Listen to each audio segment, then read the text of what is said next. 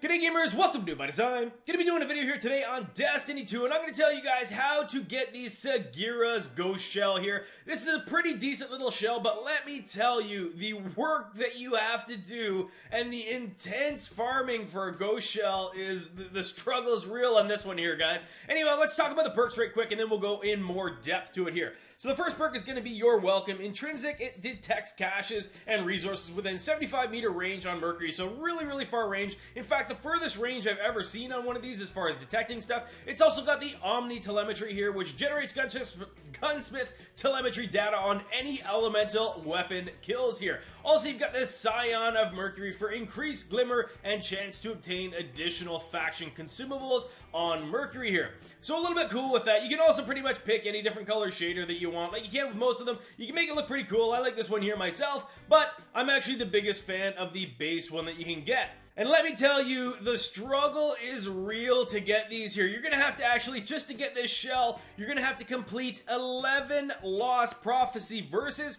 or Lost Prophecy tablets that you're going to have to complete for them. You're going to have to complete Lost Prophecy verse 1 all the way to 10, and then Lost Prophecy another verse in there as well. So basically, to get those, you have to go to Brother Vance, and he's just going to be in Mercury, pretty much right beside the fast travel location here. So you can go to him, and once per weekly reset, you can do up to 3. So essentially, you can do 3 per week. So at minimum, it's going to take you 4 weeks or a month worth of doing this just to be able to, to be allowed to do them all. But in addition to that, each of those are going to require a significant amount of farming, and essentially what you're going to have to farm is concentrated radiolarium cultures or just the regular radiolarium cultures. Once you get 10 of those, like you can see right here at Brother Vance, you can trade 10 of those in with 15 legendary shards, and that'll get you converted to one concentrated radiolarium culture. And the same thing applies for advanced paradox amplifiers. The fossilized Hermanium blossoms are a little bit different.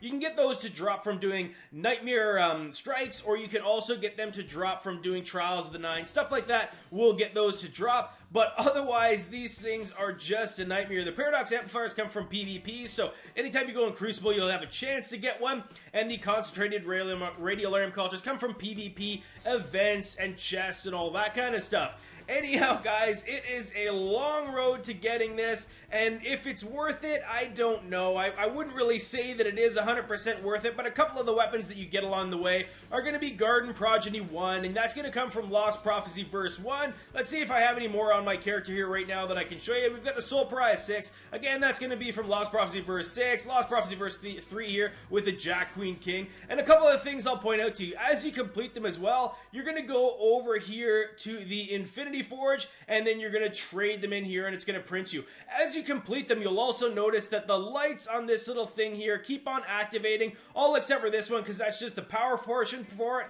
But either way, you'll see them all kind of activate here as you complete them, so you'll kind of have an idea of how many are left. But this is a long road, and like I say, if you're asking me if it's worth it, I really don't know. If you really like kind of neat little stuff like this that you probably is only going to be available for a limited amount of time, then yeah, go ahead to get it. But as far as the perks and everything, there's nothing too special about it. It's more of a cool looking thing.